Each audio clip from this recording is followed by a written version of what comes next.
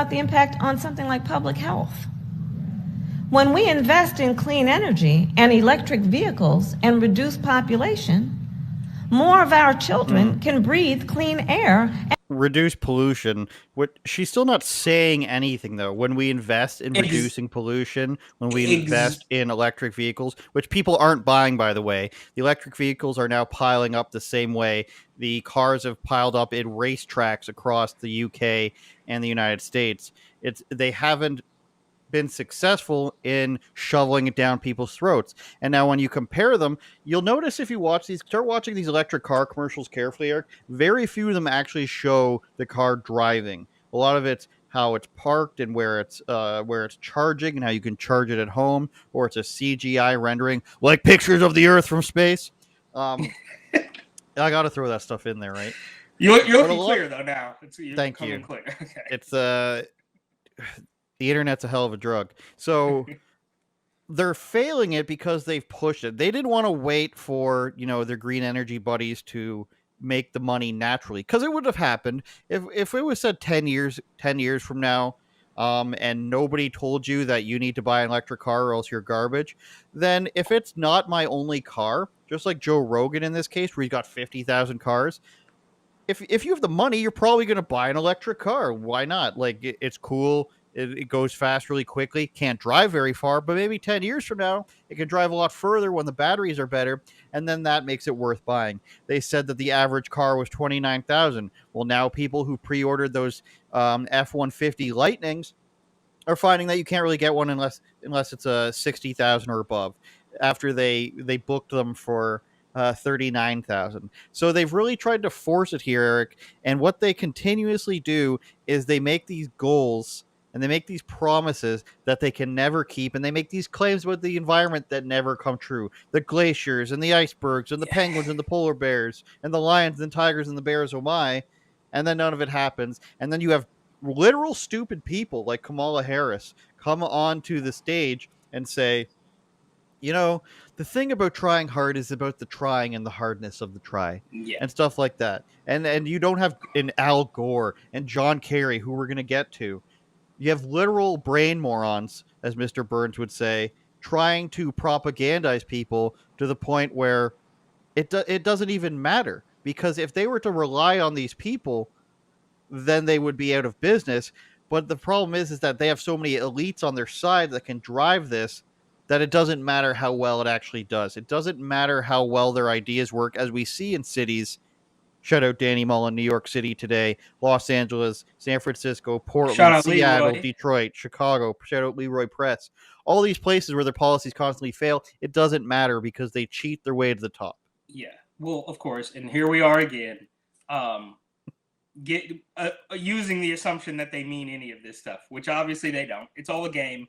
Like, the joke's on us, right? That's joke's on us. They don't mean any of this. And so yeah, the bottom line is, no matter how you slice it, it's bad. Okay, like she's either lying or she's evil, which has been my stance for a very long time now.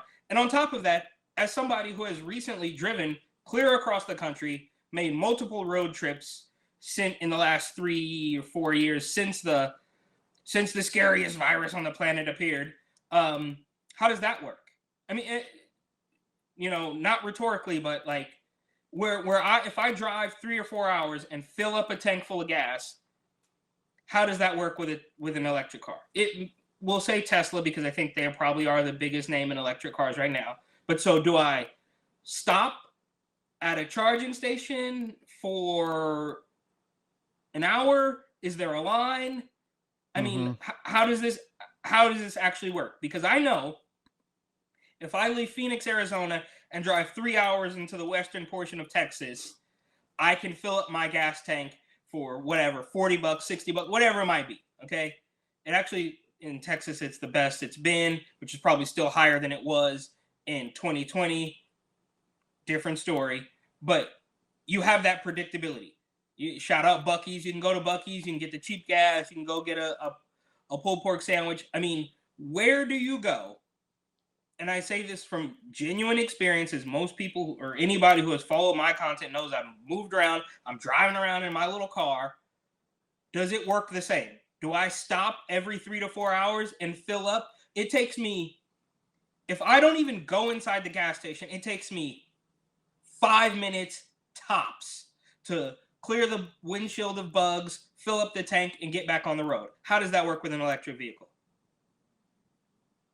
Oh, you're asking a legitimate question, not a rhetorical. Yeah, I mean, do you stop at it. the same gas station and put it on a charger for 5 minutes?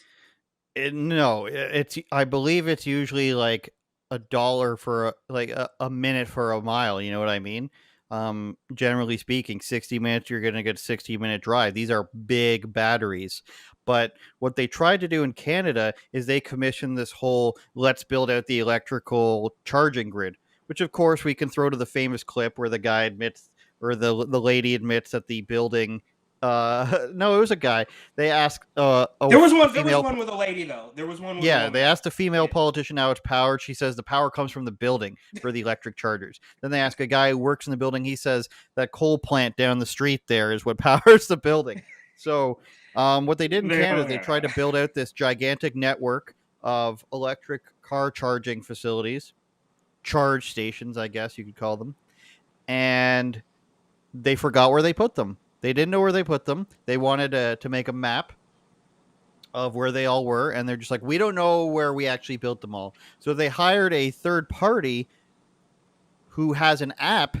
You know, there's apps out there that exist for where to charge your electric car. So they had to pay a couple $100,000 to get a third party to find all their charging stations so that the government could properly list them. I'll look that up in a second. So what Biden wants to do now is he wants to use Elon Musk and his supercharging stations because they do have the fastest charger. That's true, but we covered this a couple months ago where he wants to use Elon's method to not only reach the number of cars that they produce per year, the electrical cars, but to also reach the amount of car charging stations that they're hoping to get to, which they still will not reach. So take that as you California, will. California already has a problem with the electrical grid, right? Yes, they do. Okay. All right. So yeah, it's all fake. It's all completely malicious, and they would love nothing more than to control your every waking moment. Neither here nor there. I mean, I'm sure if you were last thing as per my signature, I'm sure you would get the entire presentation on how this works when you go in there to buy an electric car. But I haven't looked into it, so I'm just genuinely curious how many miles, how many minutes, how many hours are you getting before you have to recharge again if you wanted to make a cross-country drive? Because I'll let you know on my trip, I didn't see any electric cars anywhere between Phoenix and Florida, right? so how many miles do you get? And when you are out, how long does it take for you to recharge? And I guess they would tell you that, or maybe they wouldn't. I don't know. Maybe the Tesla salesman won't tell you that. I truly don't know. But neither here nor there, I guess. So they say that they're building 65,000 new stations, but an industry group says you need to be building millions of stations. So now, Eric, we got to look up how many gas stations are there in Canada. But I'm guessing there isn't millions. But you can't do that in California because they're telling you have to buy an electric car, or there's not going to be any more new gas-powered vehicles sold after 2030 or whatever it is. And then inside a week, they're telling you, actually, our grid is under stress and maybe don't charge it. We're going to go ahead and ask you not to run your dishwasher, not to run your washing machine. Yeah. I mean, it's absolutely through the roof. And of course, as we know, if you are to notice any of it, then you're the bad person. So asking the questions is completely out of the realm of polite society. So there are 11,893 retail gas stations in Canada. And I just went ahead and was generous, and so there's 12 pumps at each station. That's 144,000 pumps, because I don't know if they, by 65,000 new charging stations, they mean like a gas station sort of thing. You would think so. Or if they mean by charging station an individual thing that you can charge with. So I was generous and said that there's 12 pumps at every Canadian gas station, which would equal 144,000 pumps across the country. But they want to build millions of gas stations in Canada, or charging stations in Canada. this makes absolutely no sense. It just goes to show you, once again, like, find me an example where we're talking about electric vehicles where it's not either completely unattainable in terms of their goals for everything, or it's completely fabricated to the point where it doesn't make any sense and it's just a virtue signal. Turn it up, Jordan.